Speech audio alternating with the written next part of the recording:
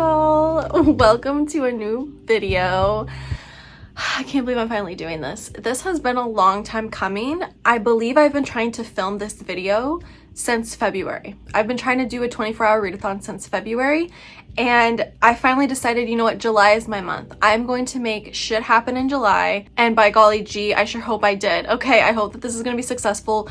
Regardless, the video will end in 24 hours. Hopefully I'll read a book, like hopefully it'll be better than that, but I mean, I'm doing it, okay? I'm making this video. So yes, we are doing a 24-hour readathon. I don't have any rules for myself. It's literally just gonna be read for 24 hours. I have my timer ready here. Unfortunately, I can't be like the cool booktube girlies who have it on their phone and they're like, I have 18 hours left, because I film on my phone and my cat's trying to currently knock my phone over right now.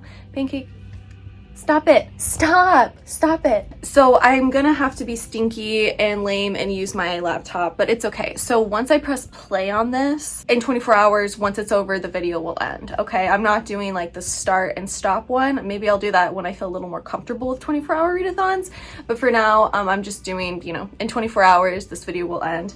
The plan is no sleep, but if it happens, I'm not going to beat myself up about it. You know, a girl's got to sleep. If she's got to sleep, she's going to sleep, okay? Any other rules? I was going to start this video at midnight. It is currently 10:30 p.m.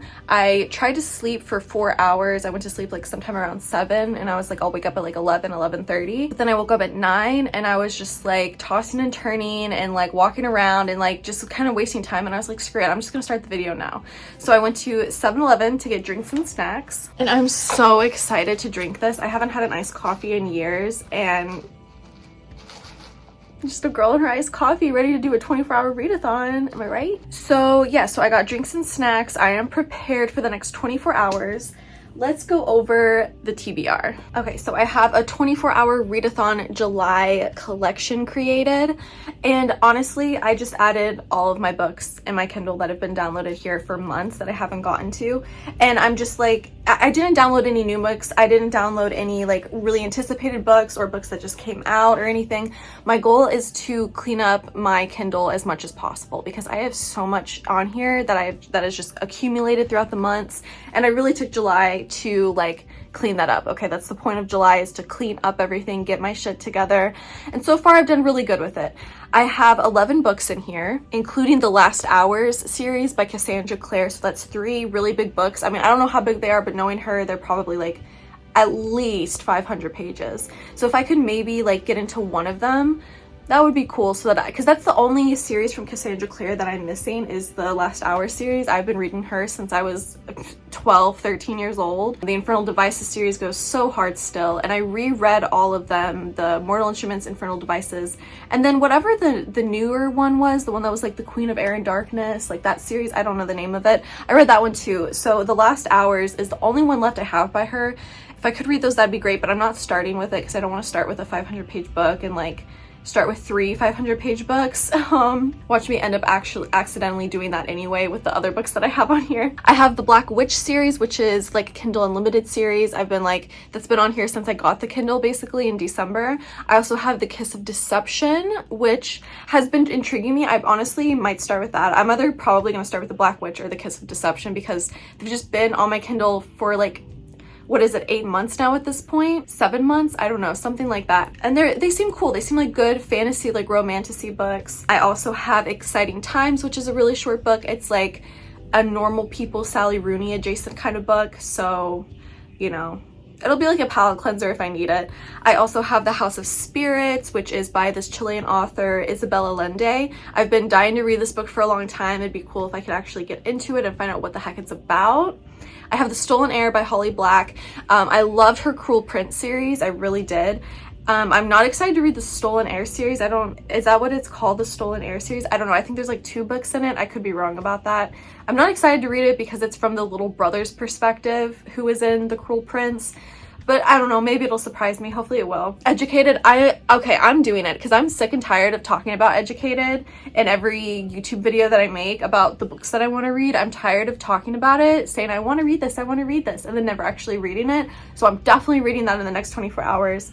And then I have a fun little like erotic novella to palate cleanse if I need it. You know what? I'm gonna start with The Black Witch. I feel like reading something witchy, and it's 2 books, so like hopefully, you know, I finish the first one, I'll want to go right into the second one, and then that will be like fresh in my mind, and that'll be a good one to start with. And then I'll probably go into The Kiss of Deception because I've just been dying to read that one, but I'll definitely like keep you guys updated and let you guys know. I'm so excited to be doing this. I'm so excited to finally be making this video. All right guys, I'm just gonna get started now. It's like it is 10:38 exactly, a random time to be starting, but I don't care, it's 24 hours regardless. I am going to be starting with The Black Witch by Lori Forrest.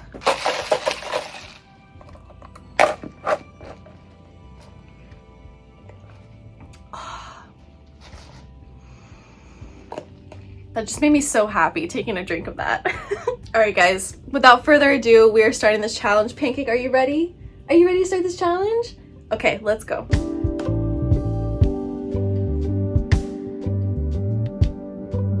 Remember how I said I didn't want to start with like 3 500-page books all at once? Well, the book I just picked up is actually 650 pages. I kind of knew that was going to happen, but it's okay.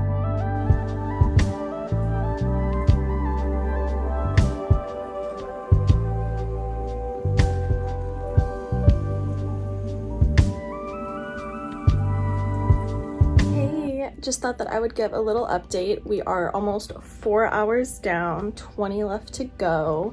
That's super exciting. So The Black Witch is really good. I'm like really enjoying it. I feel like there's just a lot going on. Like I'm trying to understand the world building. I'm trying to understand all of the different races that they have. There's just like, it's a magical setting. We're in a magical school. There's just a lot going on. And then plus now we have like political stuff to think about and like war. Like it's just, there's a lot going on. Okay. Like there's a reason why this book is over 600 pages. I wonder how big the second one is. I don't know if I'll read both. I don't know. I hope I'll have time to. So I'm only 56% of the way through it. I've been reading for 4 hours. It's gonna take me like, you know, I guess 8 hours or like 7 hours to finish it. I am on part 2, chapter 26. I know that doesn't make sense, but it's like in parts, and then once you finish part 1, it starts over at chapter 1. So I'm technically on like the 40 or 50th chapter at this point. They are pretty short chapters, which is nice. And let me give like just a little synopsis of this book.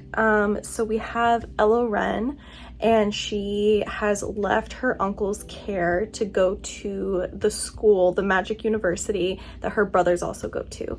She is the granddaughter of, I can't remember anyone's names. I feel like I'm gonna like butcher this whole synopsis right here, but she's the granddaughter of this woman who basically released her race from like torture and slavery and poverty.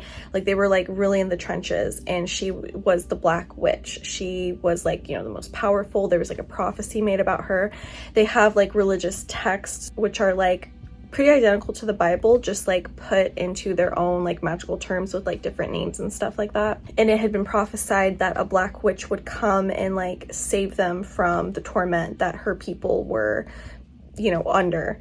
And they were being tortured by like the Celtics, the elves. There's like a lot of different things. There's lupine, which are werewolves. There's elves, like I said. There are Celtics, which I don't know what like their magic thing is. Like I don't know what they are. I don't remember. There's like a couple others too, and they like all go to the school. Oh, there's Icreol, which are like winged creatures. Ella Wren and her grandmother, their race, it's called Gardnerian. Oh, I forgot where I was going with that. What time is it? It's 2:38. Yeah, so sorry if my brain is like super muddled right now. I don't remember what I was going to say. Basically, yeah, her grandmother, you know, saved them from all of that torment that they were going on because she's so magical. Ella Wren, however, she has like no magic within her. When she was living with her uncle, he kept them very sheltered and like would not ever give her a wand and let her practice magic and all this stuff. But it's clear that she has something deep within her. She is being like tormented at the school by like a bunch of different people because they either hate her because she's a Gardnerian, or they hate her because she's the granddaughter of the Black Witch. Okay, the Black Witch is dead at this point, by the way. She was like an old woman, you know. She's being tormented by this girl named Fallon, who is supposed to be the next Black Witch. She is like super powerful, has a lot of magic, and has been practicing her magic for a long time. She's like in the military at the school and all this stuff, and she's tormenting her because Lucas, I don't remember his name, Lucas Gray or something like that. Lucas, who's like the most handsome boy, like one of the most magical boys, like he's like really high up in the ranks and everything. He's super smart. He has taken a liking to Ella Wren. They have kissed, and they both like have this magic pull to each other. Like they are, oh, I love seeing that happen. They have like a magic pull to each other, and when they kiss, it feels like their elements are combining, or like, I don't know, getting together in a way. I don't know how to describe it. That's another thing about the Gardenarians' magic, is that like a lot of it is tied to the elements, and like they both obviously have the element of fire within them. What else is happening? Okay, so there's this thing called wand fasting, which is basically like betrothal. And what it is like as soon as like you're 13, that's the youngest you can be, but like wand fasted to someone, and you just like, you know, like you put your hand with the other person's hand, and then the priest will like say a spell, and then you're wand fasted, and that's like your mate for life. Like that's who you marry, that's who you have kids with, like that's who you do everything with, right? Her aunt, who's the one who took her away from her uncle's house, they're not married, they're brother and sister. She like works for the government and everything, and she wants her to be wand fasted to Lucas, but Ella Wren has promised her uncle that she will get an education first. She's like, I'm gonna go 2 years at the university, and then we can talk about being wand fasted. She's like almost 18, so that's like very rare for you to be that old. And Lucas is 20, which is weird. Like, why hasn't he been wand fasted yet? I feel like it's gonna be something like he's been waiting for Ella Wren for like his whole life or something. I don't know, but I don't think that he's gonna be the main love interest. There's this other boy named is it Ivan or Yvonne? It's with a Y-V-A-N. That's how you spell it. He is a Celtic boy. Oh, okay, let me say this. So Ella Wren does not agree to be wand fasted to Lucas the first night she meets him. And so her aunt is like, okay, that's fine. You're gonna have a terrible time at the university. I'm not gonna pay for anything, and you're gonna have terrible housing. And Ella Wren's like, that's fine, whatever, I'll deal with it. And so she has to go work in the kitchens to like make up, like to like pay for the schooling, right? Like that's her labor. And she's in there with a bunch of Celtics who like hate her, and it's basically kind of being hinted that like they might be training or something, or like getting ready to rise up and like try to fight the Gardenarians again, because now the rules are like flipped.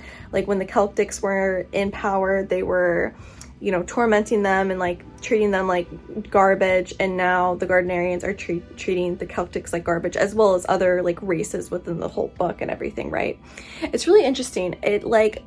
It sounds a lot like a lot of the ideals and morals of these people. It sounds a lot like Christianity. Like even their, like I said this, their religious texts are a lot like the Bible, and they're just like very like prejudiced people. Like honestly, they all kind of are prejudiced within their own race, and that's just like the way that the world is. But like we are learning as the book goes on, like, you know, she's clearly like, she gets along well with a werewolf girl, you know, and it's like, oh, okay, like maybe they're not so bad. Like it's clear that she's like learning along the way. But then like also at the beginning of the book, they were also mean to her, so she's still like dealing with that as well. And it seems like her brothers are like way more like advanced than her in that sense, because she'll say something like totally inappropriate about a different person or a different race, and they're like, what are you even talking about? Like, why would you talk about her like that, you know? Oh yeah, but I was gonna talk about Ivan. It seems to be that like he might be the main love interest, because they like hate each other so much, and he glares at her, but then like he'll see her do like a kind deed or like be nice to someone, or he'll have like sympathy for her because she's been like having a terrible day and she's like crying while she's cooking stuff in the kitchen. He'll be like a little nicer to her, or he'll help her like carry something heavy, you know? He shares like a bedroom with her brothers, so like they'll sometimes like cross paths and stuff.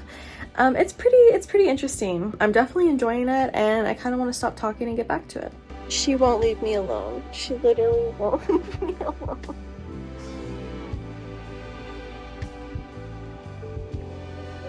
Yes, babe. Yes. 69% of the way through. Woo.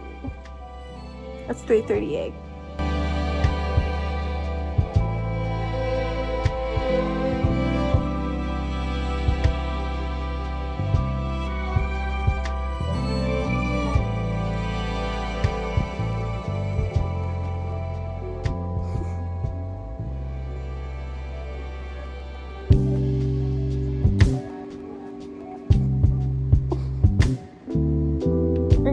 my Kindle?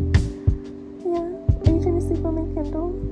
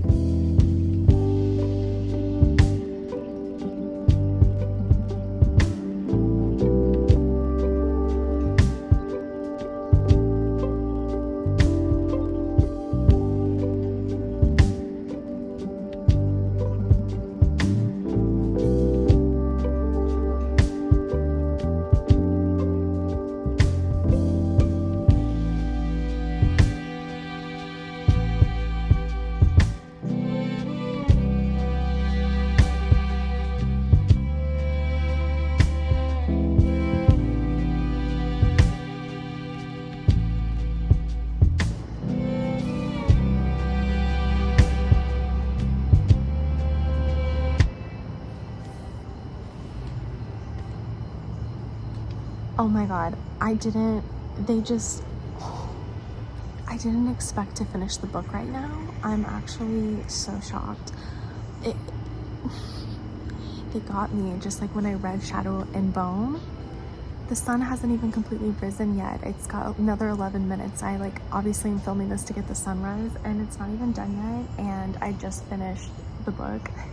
It said I still have 25 pages left, but it's all a sneak peek for the second book. I didn't expect this. Oh my god. Well, I finished the first book with 17 hours to go, okay? Let's go. Let's freaking go. I guess I'm gonna start the Iron Flower, which is the second in the Black Witch Chronicles. I'm gonna start this, wait for the sun to be finished rising, and then I'm gonna go back inside and talk about the Black Witch, okay?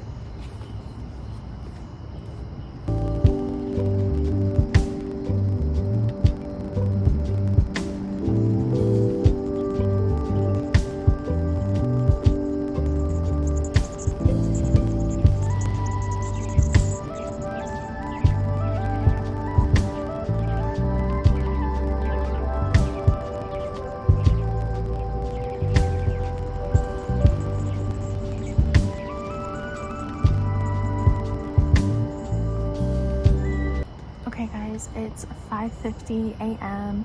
The sun has officially rose. Let's go inside. Hey, okay, we're back inside. I'm obviously not going to do spoilers for any of these books. This is a spoiler-free vlog, so we're not going to get into everything that happens. I just want to say the Black Witch, the first 50%, first of all, sorry for talking so quietly. I'm sure you can understand why it's 6 a.m. But anyway, the first 50%, I was totally vibing. I was really liking it. In the very beginning of it, I was thinking, is this gonna be a 4-star book? Am I really gonna like it this much? You know, I really hope that the last half is just as good as the first half has been. And the first half was good because all the conflict was there. The world building was there, which was really cool because it's just all of these magical creatures that live in this world, but they're all very within their own ethnic groups is what they call it. And the book is very much, you know, white girl finds out racism is bad kind of trope. So I totally understand if that's not for you. I don't blame you at all because it's a little goofy. Past the 50% mark, I would say it just, I don't know, because the thing is all of these different people from different groups within the school are coming together to work together. You know, there's a lot of things going on politically that changes the course of events. They have this mission to help these other creatures. There's a Selkie, which is a seal woman, and then there's dragons, and they just have these different side quests, and they kind of become the main point of the story. The main climax is centered around those creatures. And once we got to that bit of it, I don't know, maybe it's just because I was reading it at 4 in the morning, but I just couldn't I didn't like it as much as I did the first half of the book, right? It ended so suddenly. Okay, I was surprised again. I was taken by surprise again because I didn't know that it was gonna end right there. I wasn't aware of how many pages the book actually was. I just knew that it ended at 6:50, but I should have known, of course it's not gonna end right at 6:50 because the Kindle always has extra stuff at the end, just like a normal book would, you know? So it definitely took me by surprised when it ended. I went right into the second one because I would just like, you know, I just wanted to sit out there and read and not talk much about it. I don't know how long it is though, so let me look at that right now. Okay, it's just about the same. It's a little shorter. It's 608 pages. So the first book took me about 7 hours to finish, and I'm sure that this one will take me like, you know, 6.5 to 7 hours as well.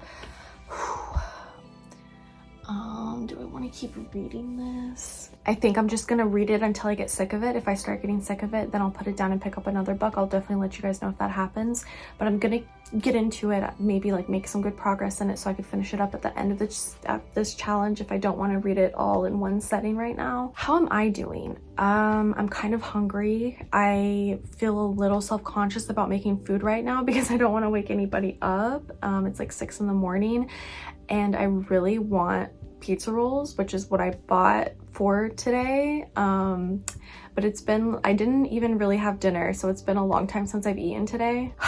Should I go make pizza rolls? Pancake, should I go make pizza rolls? Poor Pancake, she loves to sleep with me, and when I don't sleep, she doesn't sleep either. She's been like dosing her sleep. Every like few minutes she'll come up and like sleep for like 3 minutes and then get up and go somewhere else, and then sleep for like 5 minutes and then get up and go somewhere else. So poor girl, she hasn't slept either tonight. I'm definitely feeling tired, like, but I don't think I could fall asleep right now. I feel like a little too hyped up from the iced coffee that I've been sipping on, so I don't think like if I were to lay down I'd fall asleep. Like my eyes feel like they want to stay open, but my body definitely feels tired. My head also feels really unclear, like I'm not able to make a decision. I've literally just been sitting here for several minutes deciding if I want to go make pizza rolls or not, because I don't want to eat in front of her, my cat, my Pancake, because I feel bad. She doesn't get breakfast for another 2.5 hours, and so I'm like, maybe I'll get a snack, and then after she's had breakfast, then I'll make my pizza rolls. And by the way, pizza rolls can be eaten at any time of the day, okay? Like I could eat them any time of the day. I don't care that it's 6 a.m.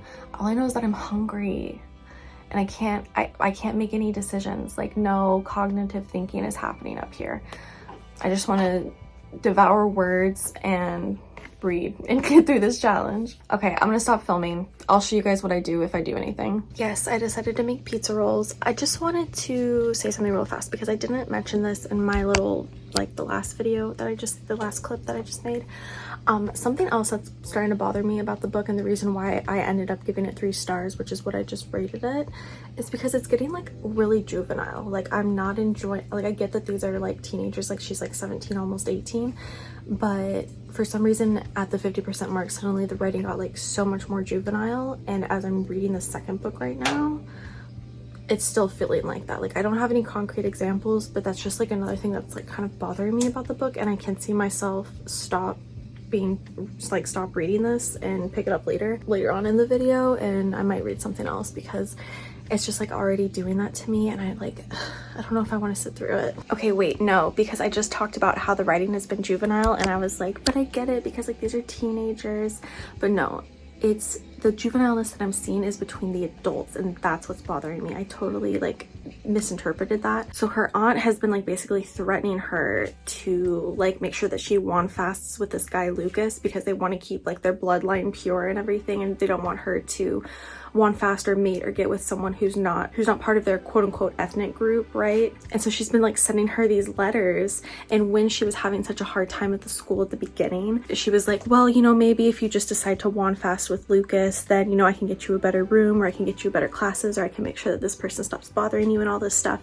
And to me it seemed like really silly and like juvenile, but now it's even getting worse because her uncle is sick, and so now she's like this adult woman, her aunt, is now sending her threatening letters being like, I might have to start cutting off his medication if you don't won fast. It's like, that's your brother. Like you're threatening to kill your brother over this. Like it's just like, I don't know, it could have been done better. It didn't have to be so juvenile. Like the adults didn't have to act like this. So that's just a little clarification I wanted to make. Okay, I'm sorry, one more thing. One thing that I am enjoying about the book is that it is an incredible slow burn. Okay, like there's barely been anything, like barely, like not even a kiss. Like it's been a slow burn, okay? And I just found out that there's 5 books in the series, so I hope that drags out. Like I would love to not eat, like maybe finally get a kiss at the end of the second book or something. I don't know, I'm like excited for that. I'm excited to see how slow she actually burns it because I'm enjoying it.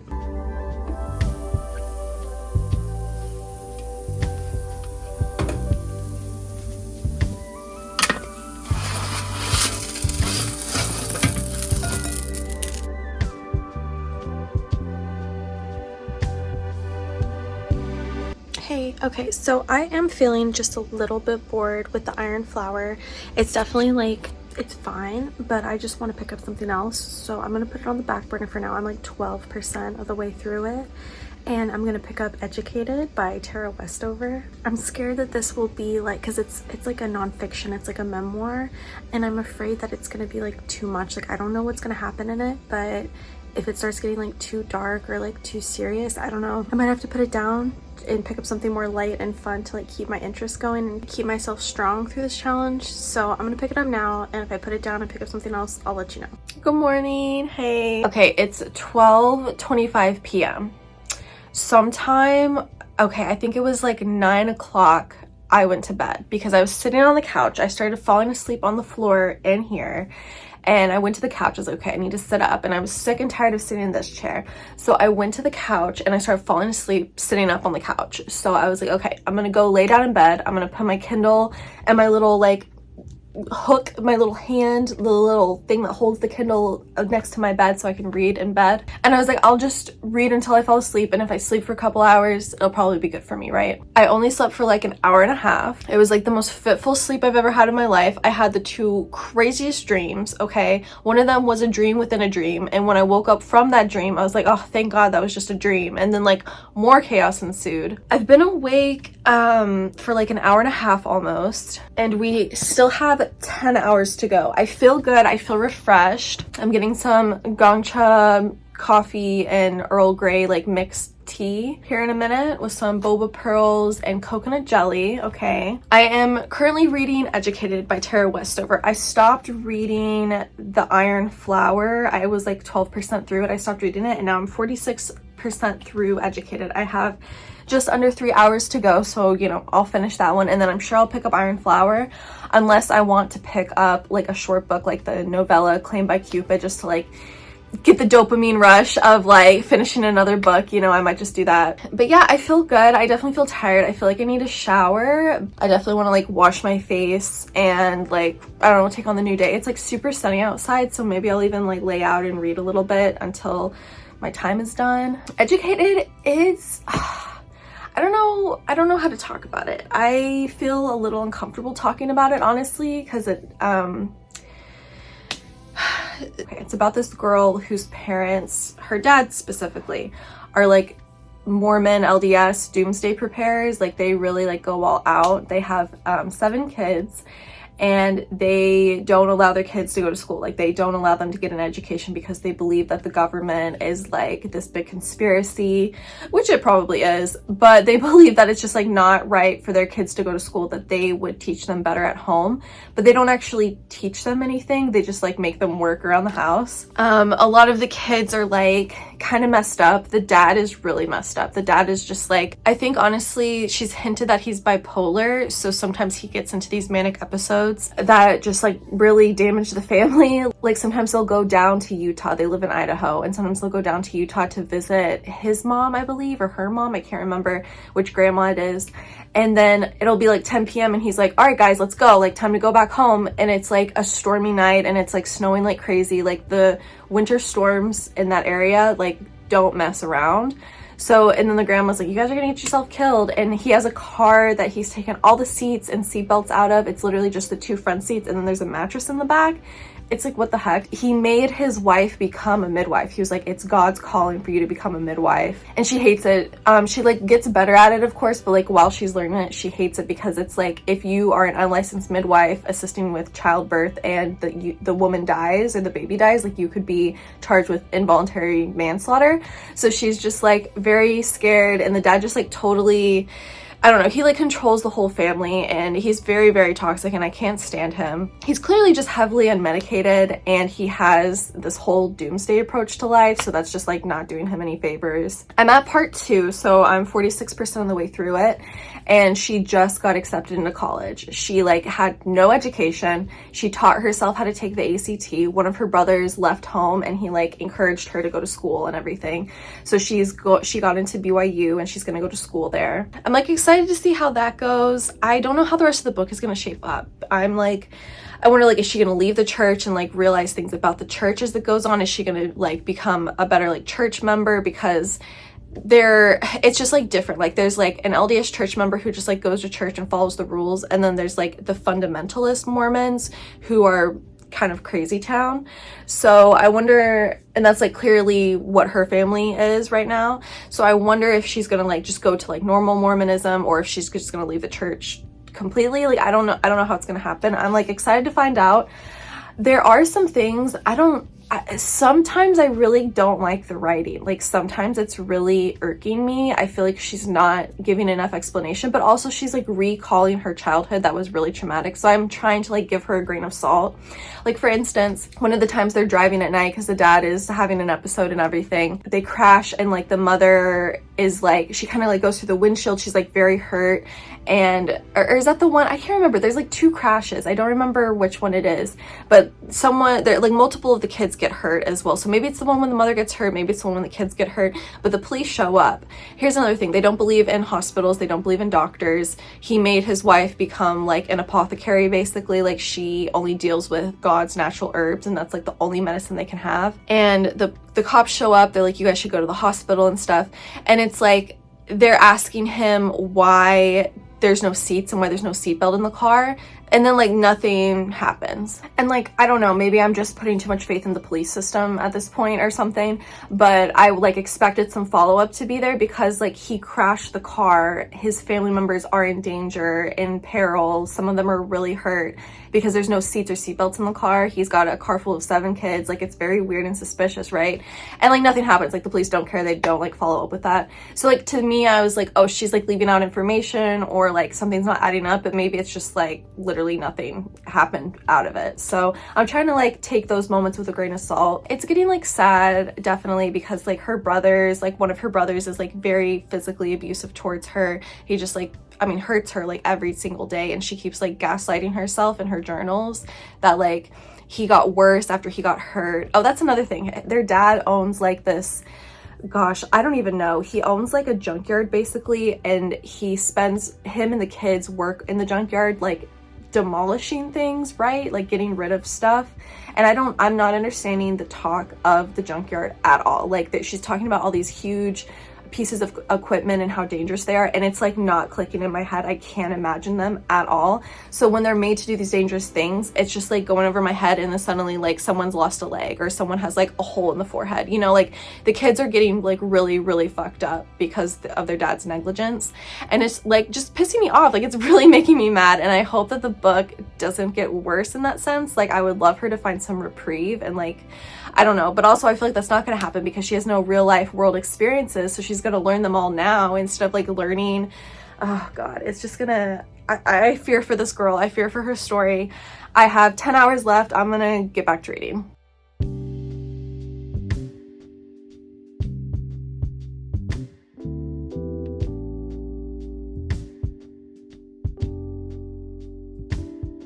How am I going to talk about this book without crying?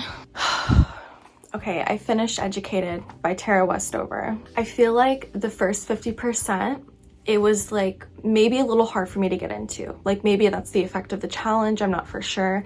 I just was like kind of distancing myself from what I was reading. And by the last 50%, I was really in it. I was there was just such a switch suddenly. And I don't think it was just a switch in me. I think that there was a switch in her writing from when she's recalling events that happened decades ago to when we get to a more present day of her story. Once we get to that point, and once she has become like more educated, because she goes on to like go to college and she gets many opportunities to study in Europe. It's just, oh yeah, sorry, here's the timer. I'm kind of hiding it. But anyway, yeah, by the last 50% of it, it really was hitting for me like super hard. I was bawling the whole time, like especially those last like 20%. Like I could not believe what I was reading. I could not believe the turn of events that were happening in this book. So this book just, oh my gosh, it just deals with like the ramifications of being denied education. It also deals with getting past not having an education, like working to make yourself educated, working to make yourself a better version of yourself. But also she has so many like demons as well. Like her family, she's just like she feels so tied to them. She doesn't want to leave them, and she like rationalizes the things that have happened to her and that continue to happen to her while she's an adult regarding the family. She just continues to rationalize them. Oh, I don't even have this on. Do I even need it? Okay, I'll just keep it on. I was wondering why this looks so weird. Okay, anyway, many people in the family gaslight her and gaslight her events. Someone will like agree with her because they went through the same thing, but then they'll like recount their events and everything. And it's just like seeing how all the kids in this family were affected by the way that they grew up. It was just like, it was crazy to see. It was really crazy to see. One thing that I want to mention, I'm going to try not to cry while I say this. Oh my gosh, I'm already crying. Okay. So her brother Tyler he's an older brother. I think she's the youngest. I think that she mentioned that she's the youngest. Her older brother Tyler is the one who pushes her to go to school. He's the one who, you know, she has had no education, no high school education whatsoever, nothing before that, hardly at all. And he's the one who pushes her to take the ACT and try to get into college. And she gets into BYU. And that's like through he doesn't like guide her. Like she does everything herself. Like don't get me wrong. She's the one who studies for it. She's the one who works to buy the practice books. You know what I mean? But he's the one who keeps encouraging her. And then once she's like made it and like realized what the world has to offer out there for her, he just, you know, he's living his own life and she's living her own life. And then he comes back into the story when they're older and he helps her again in a different way. And I remember that the dedication had been to like a one-word man, and I was thinking like, oh, maybe it's like her husband, like maybe, you know, it's just like, I don't know, like something like that. And I went back at one point to the beginning to see who the dedication was. Oh my God. The dedication is for Tyler, who is that brother, of course. But that's not the reason I'm crying, okay? Not just because she dedicated it to him, no. Near the end of the book, this isn't a spoiler, but she's just talking about how she's so grateful for Tyler and everything that he did. And she says this: how do you think a brother who refused to let you go, who seized your hand and wrenched you upward, just as you had decided to stop kicking and sink? There aren't words for that either. After literally writing a whole book dedicated to him, she still says there aren't enough words for that either. Like, the book does that. It is so good at doing that, of weaving so much into it. Like there's so much symbolism with the place that she grew up in, like the compound that they grew up in. There's so much symbolism with different family members. There's like continuity within family. I mean, I don't know, like it was literally not just like such a complex book, but it made me like really appreciate what I was reading and appreciate what the author had done here, because I mean, it was masterful, like literally masterful. I am very intrigued by author's notes. I don't think I've read a lot of them or needed to, like haven't been a lot of books that required them. The last one I remember was in 50 Shades of Grey, when Anastasia went to the bank and she was like, I need $5 million.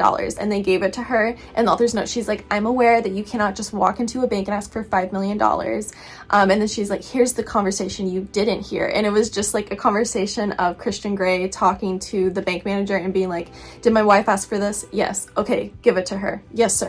Like, it was so, I was like, why are we, like, that is not what I'm worried about, first of all, in this book. Like, it's fine, girl.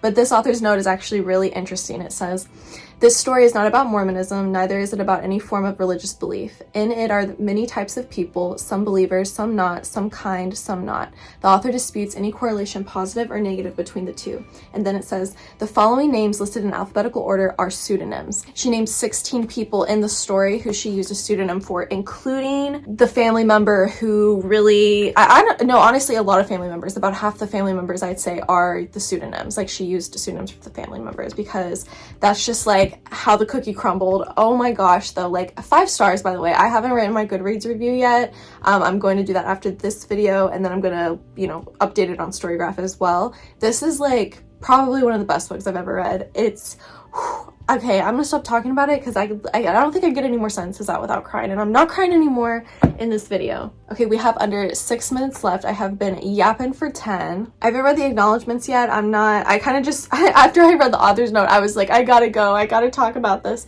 So I still have that to get through, but I want to talk about what I want to do next, because I need a palate cleanser. I need to relax with something. I need to smile at something. Not that I didn't smile at Educated, like, don't get me wrong. I mean, it was more like Florence Pugh crying in Midsummer while reading Educated. That's like the more appropriate response that I had to this book. So that being said, I definitely need something nice and fun and light to read. So you know what, screw it. I'm gonna read Claimed by Cupid. It's like a novella. I bet it's not even like 80 pages. I stand corrected, it's 110 pages. It's just, I don't even know how to describe it. Just let me have my fun with it. It's gonna be fine. Hopefully I can read it quickly, and then I'm gonna get back into the Iron Flower because I probably have enough time to finish. Ooh, I don't know.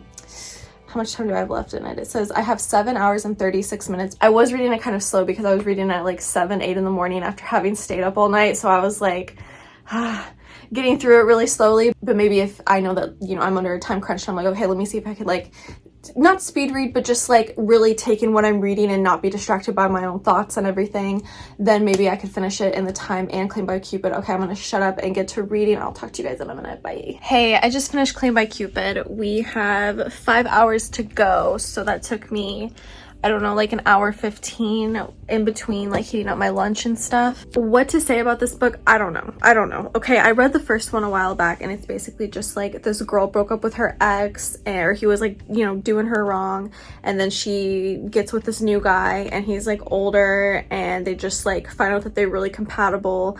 And the first one was like set at Christmas time. This one was set around Valentine's Day. They go on like a Valentine's date, and then they like go back to their place afterwards. He invites her to move in with him, and he has children, which I forgot about. That's red flag. But he has children, and in the epilogue he is like picking out a ring with his children, and she's gonna meet them, or she has already met them at this point, I don't know. So yeah, it's just like a fun little like novella series, and it has to do with the seasons, or not the seasons but holidays. So last one was Christmas, this was Valentine's Day, and then I don't know what's coming next. It'd be funny if it was like Memorial Day or something, but oh, maybe 4th of July, I don't remember. But yeah, it's fun, it's fine, nothing to write home about. Maybe like 3 stars, you know, I had a good time. Okay, I am going to go back into the Iron Flower, and yep, I have 5 hours left. I'm going to go into the Iron Flower and just, I might not finish it in the 5 hours, but I'll have like, you know, an hour left by the time I'm done, and that's fine with me. So I might not update until the challenge is over, so I might see you in 5 hours or earlier. I don't know, we'll see you then.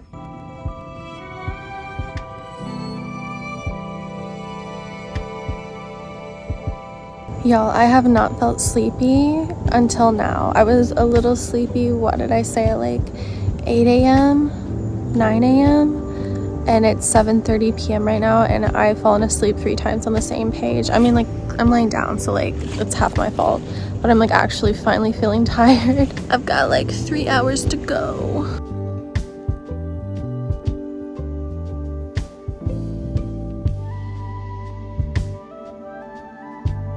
That seems like a good place to stop. Okay, so I am still reading The Iron Flower. I was not able to finish it. I am only 54% of the way finished with it. Tonight was Big Brother. Okay, so that took up an hour of my time. I was falling asleep outside. I was not able to read as fast as I wanted, but that's okay. That's totally okay, because this was a really successful challenge, and I'm really glad that I was able to do it. And like, I mean, 24 hours, like we got 3 minutes to go. That's so cool. I'll be able to say that I actually did a 24-hour readathon. I've been trying to do this since February. I've already said that, and I finally made it happen for this month. That makes me really happy. Okay, I just want to talk about, hey Pancake. Oh God, Pancake, come on girl, you are always knocking this over. You like can't chill. You can't chill. Yeah, now you're rubbing on my toes. Yeah, stinky toes. I was able to finish 3 books in 24 hours. That equals out to, including half of Iron Flower, that equals out to around approximately 1,400 pages. 1,400 pages in 24 hours. That's so cool. At first, I was like a little discouraged because I was like, 3 books isn't a whole lot. Okay, I did the Taylor Swift Tracks Choose How Long I Read challenge last week, and in 17 hours accumulative, I was able to read 4 books, but they weren't as long as as the books that I picked up for this one, especially like The Black Witch. That was 650 pages, okay? Let's rank them. Let's do that. Okay, so coming in at the bottom, we definitely have Claimed for Cupid, or Claimed by Cupid, okay, by Dana is Sally. No hate to it. It was fun. It was 100 pages. It was just erotic. It was a palate cleanser. I don't like love Nick and Holly's relationship. Like, I don't care. Like, it's fine. Like, I'm literally just reading it for one reason and one reason only, obviously.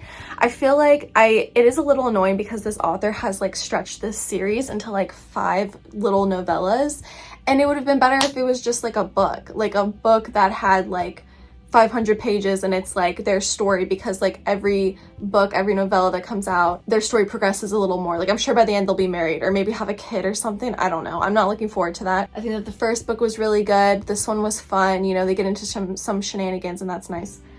Ooh, 13 left. Ooh, we're almost done. Almost done. 9, 8, 7, 6, 5, 4, 3, 2, 1.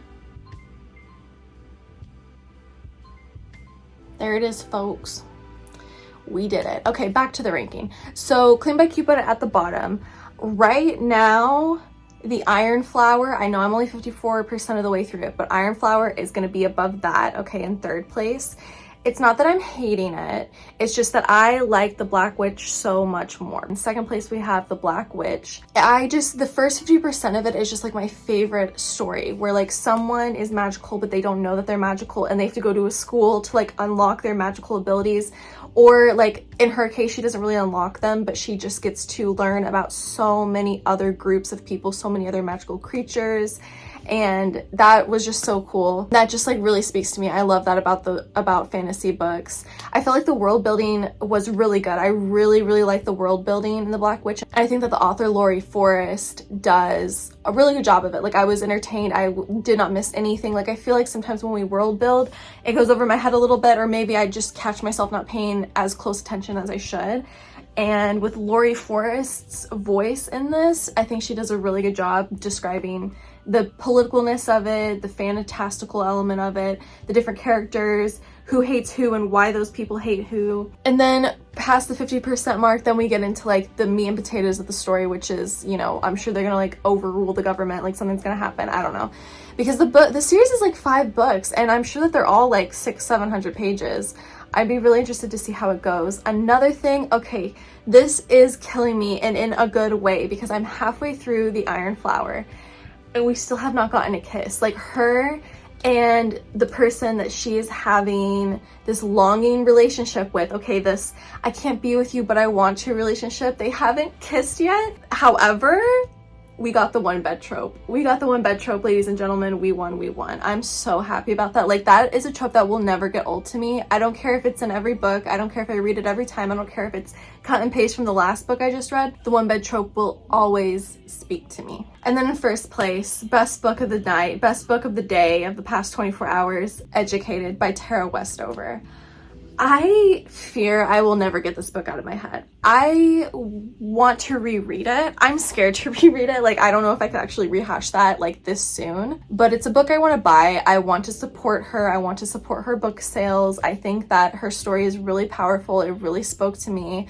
I didn't have a hard time believing it. For me, I think that what the problem was I could not understand how some people maybe were speaking so eloquently. Like, she comes from a scrapyard, okay? She rises out of the ashes of a scrapyard. Half of her family is still this doomsday fundamentalist Mormon group entity that still lives and works for her parents, right? Who just are very toxic and very, ooh, choice words. And so sometimes when we hear from them, I'm like, okay, like, do they actually say that? You know, like, to me, it's not like super believable, but I get it. Like, Tara is so educated, if you will. She is able to speak, she is able to write. And so when she's writing this memoir, like, why wouldn't it be in her voice? Like, we don't know her family. she has to be the one to spell that out for us. And I think that she does such a good job of it in her own voice, you know what I mean? There's just, oh my gosh, at one point in the book there's a betrayal, like a family member betrays her, and it just like haunted the shit out of me, because I was like, oh, finally people are believing her, we're gonna like get some progress, like we're near the end of the book. Like, I don't know, I didn't expect a happy ending, but I was like, at least this person's on their side. Shocked. I was shook. Ooh, it made me, I can't even talk about it. I literally can't even talk about it. That book just freaking surprised me so much. I just, it hit home. It was personal. Tara's voice is amazing. I wonder like what she'll do next, if she has any more plans to write. I want to read the paper that she submitted. She did like for her PhD, she did this paper, and I know what it's about, but I don't want to say the wrong thing. I don't want to give the wrong impression, but I want to find like her scholarly work. Like, I want to read more from her. Absolutely. It just sickens me. That book just literally, like, it hits so hard and so deep into my stomach. I don't think I'll ever recover, honestly. I'm still thinking about it, and in such a good way. Like, it really, really stuck with me so well. If you haven't read Educated yet, I think it's kind of an essential read personally. That was super fun, guys. Thank you so much for watching this. Oh my gosh. Have you read any of these books? Have you read Educated? Please tell me if you've read Educated. Like, I want to talk about it with you. If you like The Black Witch, let me know. But if you don't like The Black Witch, I want to hear your opinions, because I feel like some people, especially like people of color, could have some really valid opinions as to why they don't like this book, because like I said, it is a white girl learns racism is bad kind of book, and I wonder if with a different perspective the book rings differently to different people, especially like people of color. So like, I would love to hear your opinions on that, if you fall into that category, if you want, of course. Because in this book, like, every magical creature, they literally call them ethnic groups, okay? And every like set of magical creatures, every group of creatures, they all are super prejudiced against one another. Like, they have been fighting, and the whole history of this world is that like someone is enslaved and then they gain the power and they enslave someone back. So then they try to gain the power back and enslave them back. It's just like a constant battle between all of these groups, and the people in the book, like the group of friends, like our main girly and then her like riffraff group of friends, they're all from different groups. They're all from different magical people and magical areas of the land, and they are learning that they're not all so bad. You know, they're all learning that like, hey, you know, what is happening to this group of people is actually really wrong and inhumane, and we should put a stop to this. But yeah, I don't think I have anything else to say. I can't think of anything else. My brain is fried. I'm so tired. I can't wait to go to bed tonight. Thank you so much for watching this video. I really appreciate your support. Thank you for being subscribed if you are a subscriber. If you have not subscribed and you enjoyed this video and you would like to see more videos from me, don't forget to subscribe, of course. Again, your support is amazing. I love you so much. Thank you for watching this video, and I will see you in my next one.